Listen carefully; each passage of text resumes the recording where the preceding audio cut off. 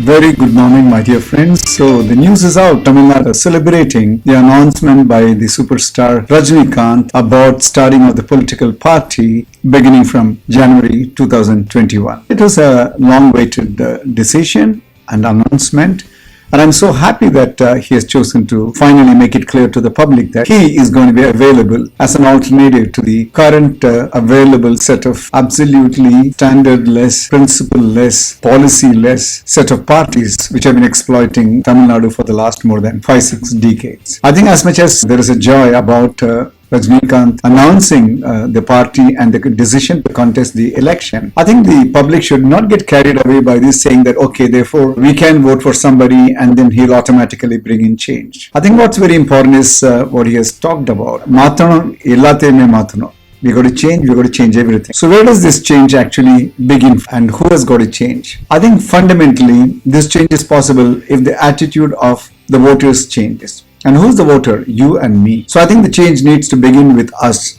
Not just about voting, but about the way we have been living, the way we have been taking responsibility for society, the way we have been taking responsibility for the political system, the way we have been taking responsibility for demanding strongly from a responsible government. I think in all the three of this, we have failed miserably over the last probably 6-7 decades. The second category of people who will be having responsibility for change would be a huge number of government employees. If you look at government as a sector of employment, I think out of the total budgets that central and state governments spend, almost about 30 to 40% goes off on just salary cost. The staff expenses related to payment of compensation, allowances, benefits. And does all these things produce some very high level of efficiency for the citizen? Far from the truth. You can just take a very simple example. Go into any of the roads or by roads, preferably by roads.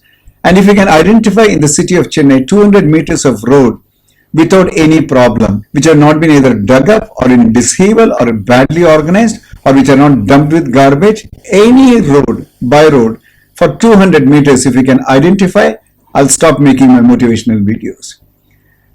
Do you think after 6-7 decades of democracy and elected government, this should be the state of affairs that we should be in?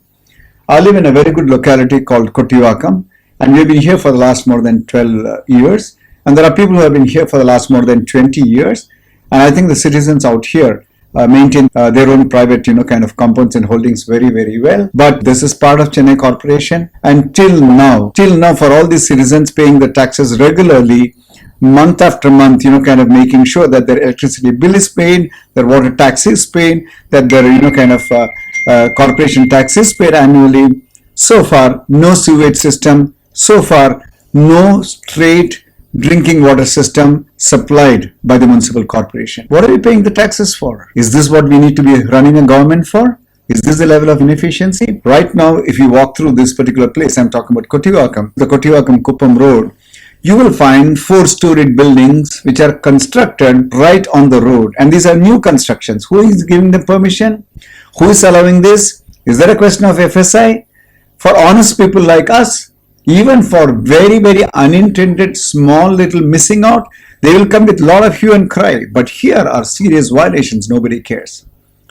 Government officials and employees have to change their attitude of working. Otherwise, change cannot happen. The representatives, the voted representatives, they got to be different. They got to be changing. They got to be really working for the common man. They should be working for the poor people. They should be working for a better society. I think all these mafias of money making, which is what the political parties have been, they got to be thrown out into the trash can. And more responsible, more sincere, more accountable, caring people.